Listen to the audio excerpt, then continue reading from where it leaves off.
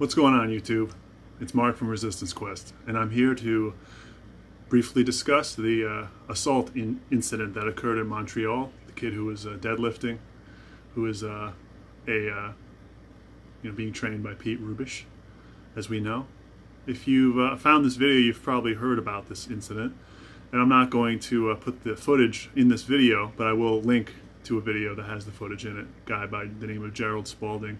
His video has really good discussion over the overall incident. But what I wanted to contribute, I hope, to the discussion was just one or two points about it. The thing is, there's this thing that we hear about sometimes, and by we I mean men, hear about right now in society, called toxic masculinity. And it's a phrase that is thrown around a lot, and it irritates a lot of us. It makes us feel like we're being policed and that masculinity is somehow bad or offensive or unacceptable or needs to be removed in some way, which is not the case, right? And the reason I mention that in reference to this incident is that what happened is a perfect example of toxic masculinity, right? It's an incident where a guy felt that for whatever reason, he had the right to put his hands on someone else, to physically assault someone else, to, scream in the guy's face, to throw the guy out of the gym.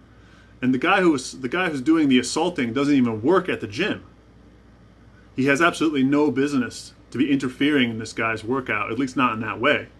It's one thing to be casual or to be polite or whatever and come up to someone and speak to them about something, but to literally assault the guy more than once, and perhaps even the term might even be battery, not assault.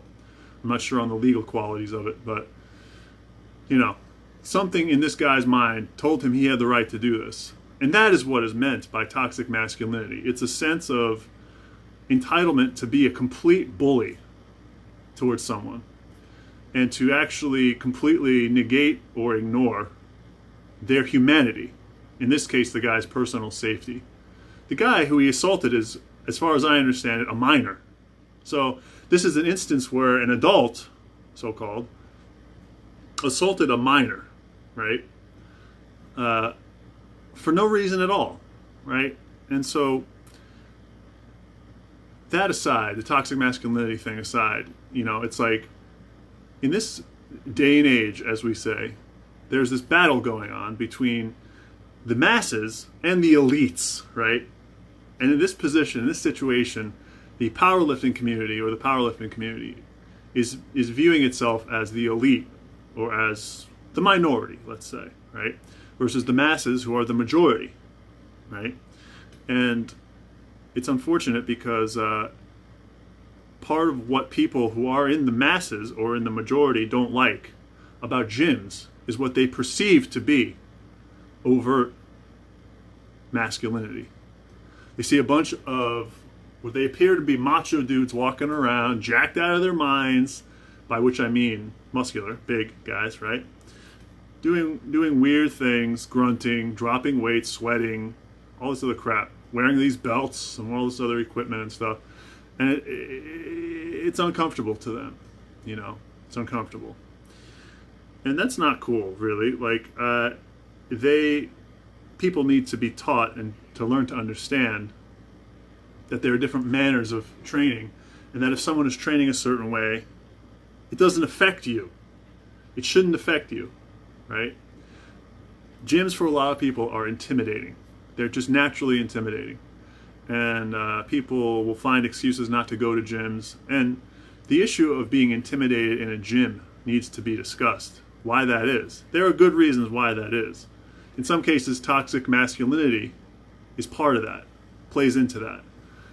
And the idea that you might feel inferior to people who are working out harder than you, right, or whatever. There's two layers to that. It's not that one side is right. The side that's smashing the weights down is right, and the side that's intimidated is wrong, right? Both areas could use some work, right?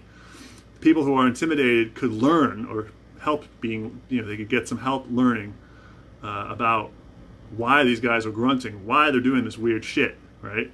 Whereas the guys who are doing the weird shit could also learn that, I don't know how to put it, but there's room for growth on both sides, right?